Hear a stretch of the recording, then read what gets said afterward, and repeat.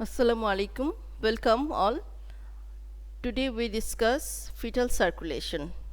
Fetal circulation is different from systemic circulation because the placenta is present. Fetal blood is oxygenated by placenta, not by the fetal lung. Because fetal lungs are collapsed, so resistance to blood flow through the lungs is much higher. So, minimum amount of blood passes through the fetal lung for oxygenation and nutrition purpose. Portal circulation is less significant in fetus. So, placenta is very important in fetal circulation. So, from placenta, one umbilical vein, left umbilical vein, which carry oxygenated blood, and it passes through the liver. It bypasses the liver by using ductus venosus, and most of the blood goes to inferior vena cava.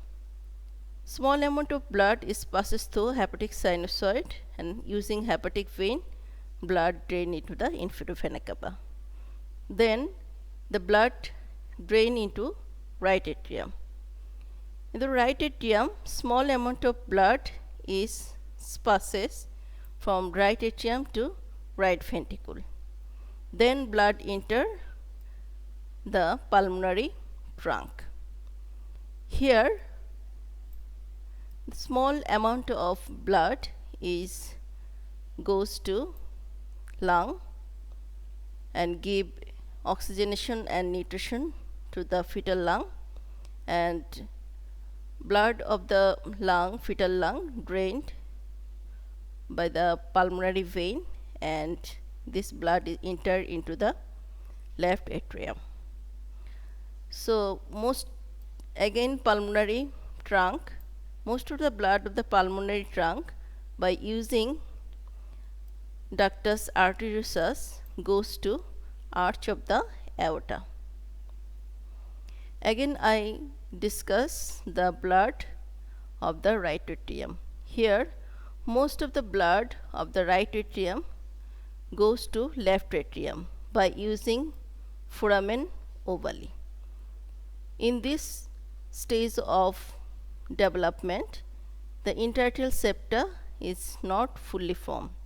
So, most of the blood of the right atrium goes to left atrium, and blood of the left atrium enter left ventricle, and from left ventricle ascending aorta, arch of the aorta, descending thoracic aorta, abdominal aorta, common iliac, internal iliac, and from internal iliac two umbilical arteries arise which carry deoxygenated blood, and this blood is drained into the placenta. So, this is the fetal circulation. This is the summary of the fetal circulation. Placenta, left umbilical vein, small amount of blood goes to hepatic sinusoid, inferior vena cava, right atrium, and large amount of blood by using ductus venosus goes to right atrium. From right atrium, small amount of blood goes to the right ventricle, pulmonary trunk, and from pulmonary trunk, small amount of blood goes through pulmonary circulation, pulmonary vein, left atrium, left ventricle, aorta, and from pulmonary trunk, large amount of blood goes to ductus arteriosus, aorta. Right atrium, from right atrium, large amount of blood goes to left atrium by using foramen ovale, then left ventricle, then aorta. From aorta, common iliac artery, internal iliac artery to umbilical artery, and then placenta. So, this is the summary of the fetal circulation. So, some change occur after the birth of baby. Separation of placenta from fetus, this is the first change, and fetal lungs start functioning, and these two events causes some change. For example, umbilical vein obliterated and form ligamentum teres hepatis, umbilical artery.